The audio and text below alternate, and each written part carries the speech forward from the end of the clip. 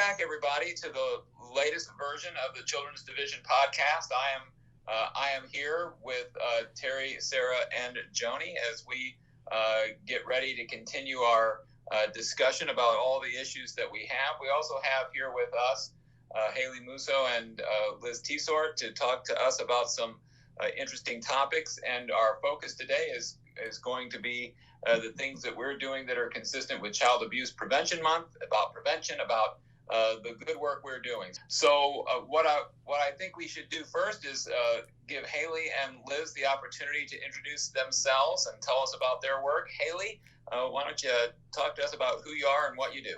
Hi, everybody. I'm Haylee Musso. I actually work for the State Technical Assistance Team. I am the Child Fatality Review Program Manager. And Liz? Hi, everyone. I'm Liz Tietsort, and I am a program specialist at Central Office, and I oversee the critical event review process for the Children's Division. Okay. So, Joni, Teri, Sara, any questions you have for them about what they do that you think would inform our folks about their work and can get us moving on our discussion? It's really exciting to have them, both Liz and Haylee here today, Darrell, because, we've done a lot of work on our critical event review process over the last couple of years, and with it being April for Child Abuse Prevention Month, the national theme is Growing Better Together, and what a better way to, dive into April than looking at trends that we're seeing and how can we as a division promote change. We had over 63,000 reports in 2021, and 47 children passed away from child abuse or neglect in Missouri during that time frame. And so the work that everybody does on a daily basis and prevention, I think, is something that is difficult to measure. When are we really, what does prevention look like for Children's Division? And thinking about, when I worked at the hotline, I heard numerous reporters over the years say, Children's Division is not proactive at all. You wait until something happens or a child dies. Does the child have to die before you take a report? And those are really difficult things to hear. And I know if the hotline's hearing them, we hear that from people in the field. And everybody in this podcast, works with families on a daily basis, works with kids and program lines. Liz and Haylee, with you all coming over today to talk with us about this from your perspectives, what can Children's Division really do for prevention? So I'll go ahead and start. The Children's Division is a huge partner for us and with us in Child Death Review. And with Child Death Review, we really believe that there can be no more important message to send after a child death than the multidisciplinary team coming together to discuss what went well, what we can improve, and then putting out a prevention message from that to prevent any future harm to the children in their communities. Another important point of prevention is strong functional MDT relationships as a means of prevention. When we're all communicating and we're all on the same page about how to keep kids safe in our communities, it just always leads to better outcomes for these kiddos. A retrospective case study that we underwent, a multidisciplinary group of us underwent, highlighted some huge communication gaps between the Children's Division and probation and parole. Speaking of multidisciplinary teams, the MDT that you spoke of, Haylee, over the last couple of years, I really feel like the Children's Division has taken a look at our critical event process and has involved some of our additional MDT partners, including STAT, DMH, Office of the Child Advocate, to come to the table with CD to look at these critical events in a more systems-wide lens. I think a lot of people, when they think critical events, they think of reactive and punitive and, oh my gosh, I'm in trouble. And we're really trying to take a look at what can we learn from these critical events? What can we learn and improve with our systems processes, not only within the Children's Division, but statewide? Child welfare is everyone's responsibility. And so there are many areas across the state where I know they have really good, strong relationships. And there's other areas where they are working to make those stronger. And so with the critical event process over the last 2 years, as I said, we've been working to enhance our processes, have brought new members to the table. And moving forward, I'm excited that this coming year, we will be working to get an important piece of the critical event process of the staff's voice. It's called debriefing, but it's voluntary contact with the staff for them to share their voice. What was some of their barriers with the casework with the family? What are some learning opportunities they thought of? And locally, what are those changes that happened? And what can we learn from that? We also are working to establish a second level review structure that will have additional MDT partners at the table. These reviews at the second level will include the reviews where there's challenges that were related maybe to that MDT functioning, or repeated trends that we've seen at critical event panel. And this group will assist in making recommendations to inform our statewide plan to prevent child maltreatment fatalities, and to also inform that system-wide need of change or need of improvement. I think these are great points, Liz, and having those MDT members at the table is really important because it's not just on one side. You know, it's not just investigations, it's not just family-centered services or alternative care. It really goes across program lines. You know, Teri, what do you see as some of the trends coming out of the critical event process on the AC side of the shop? Certainly, I think we've identified two really large issues that we wanted to discuss today. And the first is around when we have children in care and the biological parents may have another child. And what we see a lot of times is that we're leaving the most vulnerable, that new baby, in the home with the parent. Although we have a child that's in care, we haven't moved past supervised visitation, we have lots of concerns for safety still. And so we really need to start thinking about how we articulate to the court partners and through our MDTs about the safety issues that exist and how we can either support that family with greater structure in that home, or bringing that child into care as well because of the ongoing safety issues that exist. I think one of the other areas that we wanted to touch on and that we see as a recurring theme is that when we have children that are in a foster placement or even a relative placement provider home, how we provide services to that family when they're starting to be in crisis, when things are getting more heated in that home, when it looks like maybe that placement might disrupt. We see critical events coming out of those situations because everybody is really in a tense place at that time. And so thinking about our partnerships within our communities and how we can better serve those families, put additional supports in place.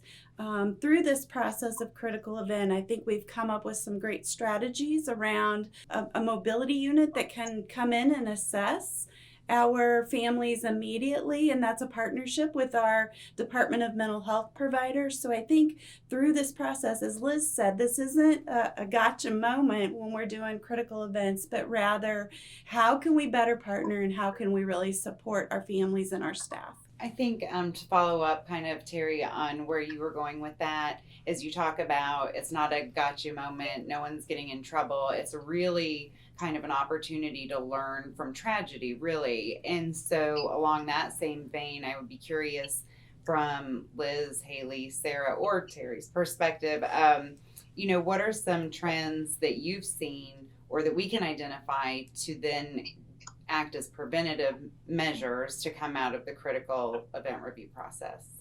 That's a great question. And I think something that we have seen recently and within the past year is and also with changes in state law around marijuana and the medical marijuana card, we're still seeing critical events that have marijuana use by the caretaker in the home, and then following thereafter, like there's critical events or something happening in the home. And it's important to remember that no matter what the substance, it's always addressing that impact of what that substance is doing to the parent's functioning.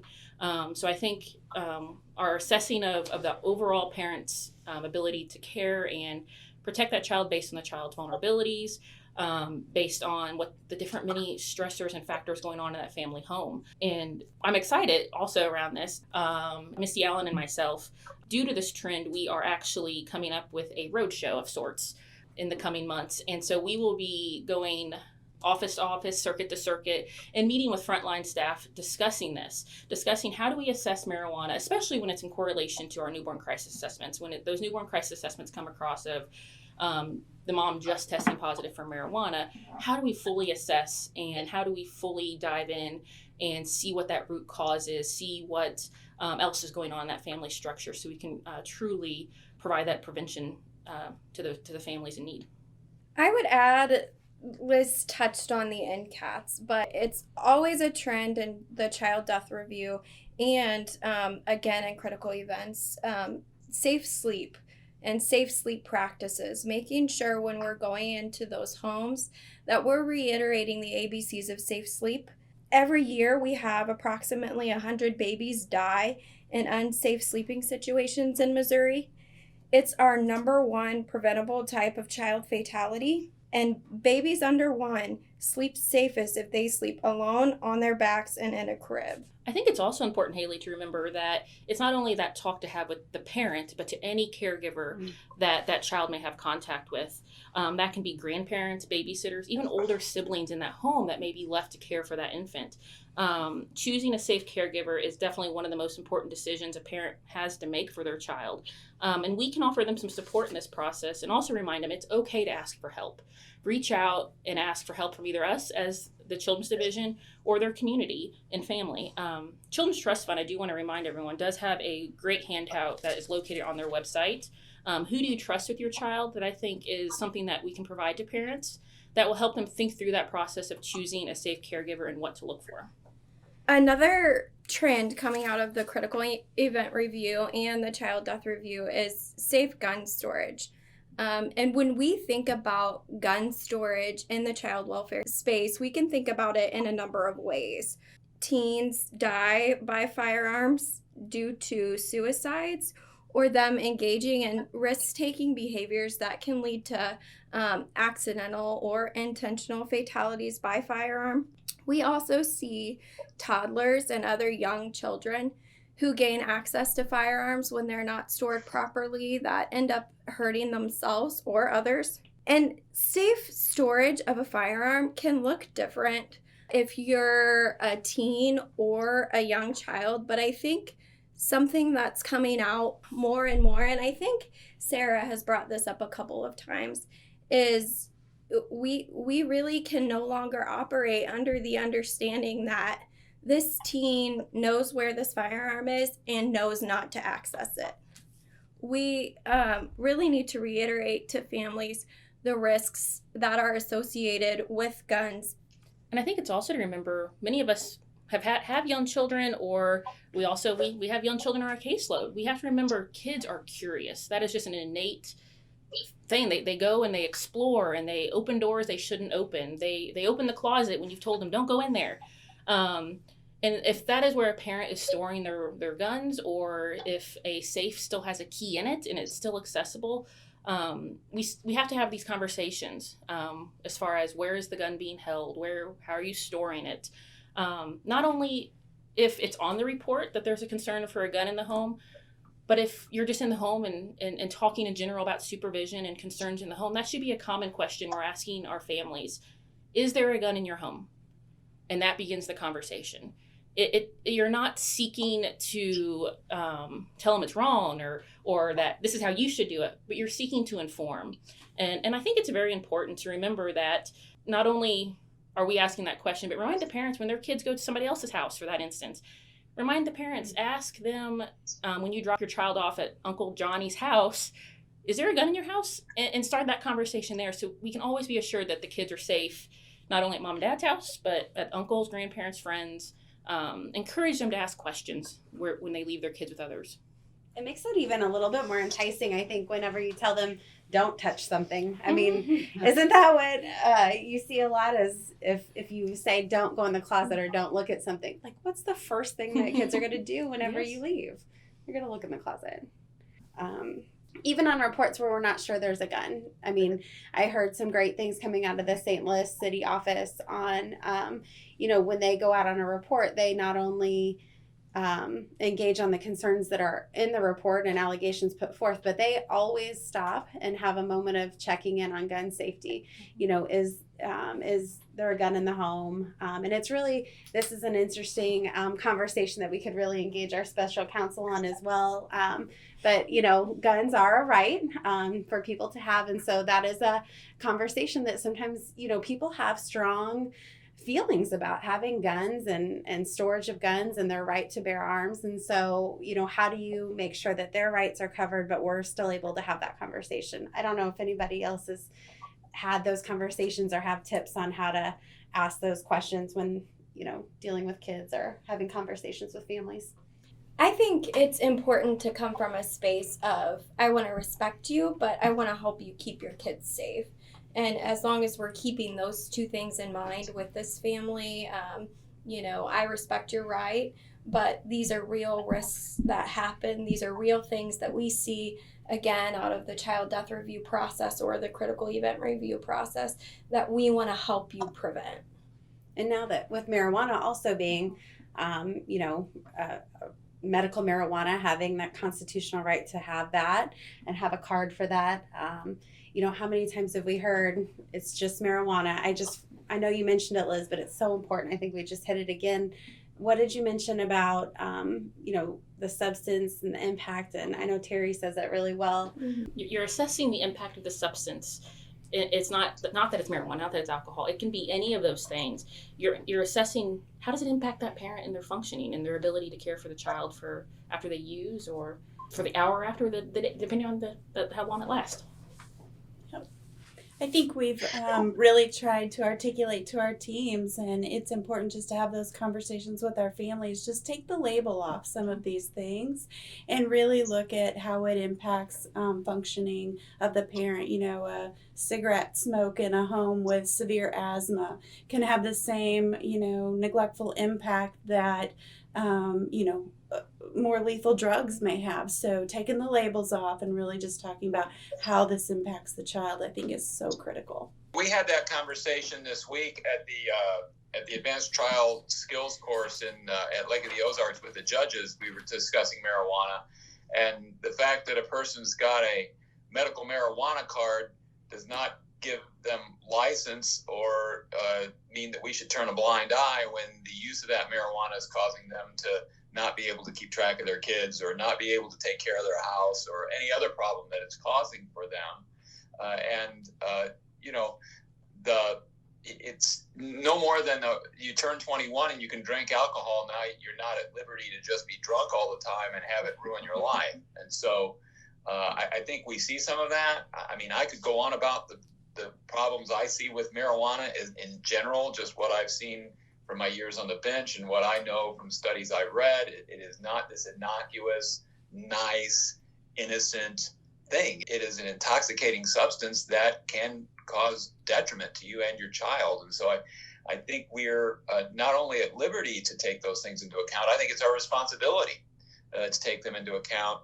And I've noticed on more than one occasion, it seems like the safe sleep and the marijuana have gone together. I don't know if you noticed that, Teri, but I've seen in the last few times, it's like, yeah, there was a medical marijuana card and there was unsafe sleep. I don't know if there's a correlation between those things, but I'm thinking there might be. Yeah, and I think Liz hit on that just a little bit as far as we're seeing that trend more frequently, and that really is a correlation that we need to have those conversations with our families about. Yes, and I think you hit on the head, Darrell, in the sense of we're seeing that correlation, and we're also seeing that when we're talking to the parents about their use of marijuana, they make the statement that I won't use around the child, or I'll call somebody over so I can use. We have to have a reality conversation with the parent of, are they going to think that far ahead and truly plan that out? They may tell us that they're not going to use. They may tell us that they're going to not smoke around the child. But in reality, I think we have to have an in-depth and deep conversation with those parents of, let's be real. Yeah, I would agree with that. I think we've seen, it's asking the right questions. It's not, who you're going to have, and I'll use marijuana as an example, or where you're at when you do that. But if you're coming back in to the home around your child, like what's the impact of that? How are you behaving? How are you keeping safe? And to your point, not just planning, that's a lot if you're always going to say someone else is going to come over and supervise, because what happens when they can't? That's a part of a larger conversation that I think you hit the nail on the head when you had mentioned about having those rip the Band-Aid off, have those hard conversations, because with any right comes responsibility, right? So whether you're talking about guns, whether you're talking about medical marijuana card, you still have a responsibility with that. Well, and I'm glad you brought up the guns, because just like we can have a safe storage conversation about guns, we can have that about marijuana and any other substance that you're bringing into your home as well, especially with toddlers and babies who tend to put everything in their mouths. When it's accessible to the child, it poses additional risk as well. I'm glad you brought up toddlers in this instance, because edibles is also something that has come up recently in some critical events and just in some research. And as Haylee just said, toddlers will put anything in their mouth, and sometimes these edibles look like gummies. They look like something that they would go ahead and eat. And so we have to also think further beyond marijuana as something that is in a package, or it's the leafy substance. It's also coming in edibles and oils and many other things that we, even as practitioners, may not immediately recognize sitting on the table in their house. And so having the conversations of what sort of substance they're using, what it looks like, where they store it, and the accessibility to the child is very important. And I didn't know if Darrell, who I'm putting on the spot right now, wants to speak into a little bit. I think of when you have to acknowledge with the critical event review process to go past the point of it being fear-based. And I know Darrell spent a lot of time talking about how overall in child welfare, we have kind of this culture of fear. And I think that weaves in nicely to kind of this process that it's typically thought of as fear-based, but it's really, really not meant to be that way. And I'm putting Darrell on the spot if he wanted to kind of talk about that or not.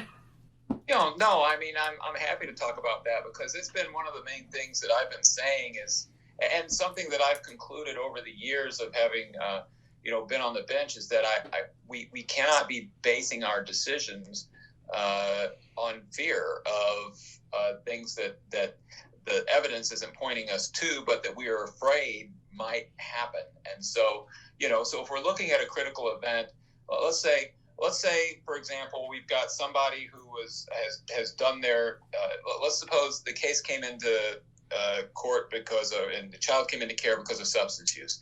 And the mom is working her program and she's doing okay. And we make decisions based on that. And then something goes wrong when bad boyfriend comes over and bad boyfriend kills child. Well, your fear-based reaction is, oh my goodness, when we've got a mom who's been on drugs, we've got to not work toward bringing that child home because this could happen. Well, we got to think about what the causal connection is and not ascribe blame to the tragedy, but try to find patterns and evidence that will guide us toward things to look for in the future, rather than thinking, oh, I'm in trouble for this, or, oh, I'm responsible for this death. You're not. I mean, I use an example all the time. When I was a reasonably new judge, and I was insistent upon following the law that we placed with relatives, which I still am, and I had a case where we placed with a relative an appropriate grandmother by all accounts, where there was a mistake, an error, some kind of problem like that, and we ended up having a child drown in a pool.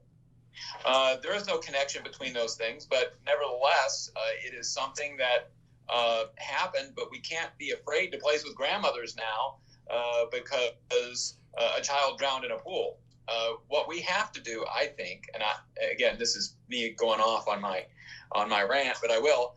I think we have to change the culture. We are reactive, and not just us, the division, but I'm talking about the whole juvenile justice system, including how I functioned as a judge, and how sometimes we hear from juvenile officers is that we see something happen and we react. And how we react is based upon what fear we have. what might happen, or a fear based on something that happened in the past. And I think we got to turn that to be a as opposed to a reactive fear-based system, a proactive system that's based on hope and evidence and best practice. And so the idea of discussing critical events should not cause us to be to become paralyzed by our fear. And if anybody wants to ask follow-up questions about that, but that's my philosophy, and what I've been saying to people is that that's the mindset and the approach that we need to have. Well, Darrell, you can write my mission statement for critical events, because that is exactly what our critical event process is striving for. We go based on the safety science that you just spoke of, that we want to learn. We want to learn from what is happening and hope to prevent future tragedy. And so we know that by coming up with improvement opportunities, it gives us a path. It gives us a way to go and strive to make those changes to the system, not only within Children's Division, but as Sara and all of us have mentioned, the entire child welfare system, because everybody has that collective need of keeping children safe. And so it's just working together to come up with those improvement opportunities and those learning opportunities. I am just really excited about the discussion that we've had today, and leading into Child Abuse Prevention Month, and hope that everybody that's listening, surely we're trending by now. I mean, third podcast in, probably top of the charts for all department podcasts. And so really, truly appreciate everyone listening. And, wear your blue in April, Child Abuse Prevention Month. Wear your blue. Take pictures in your local offices. Send them up through our communications department in the division, so we can send those over to the department for posting on social media. Spread the word on topics that we've talked about today. Have those conversations locally. Have those conversations when you're meeting with families. And we're looking forward to Foster Care Appreciation Month in May, and hope you tune in then. Thank you for joining.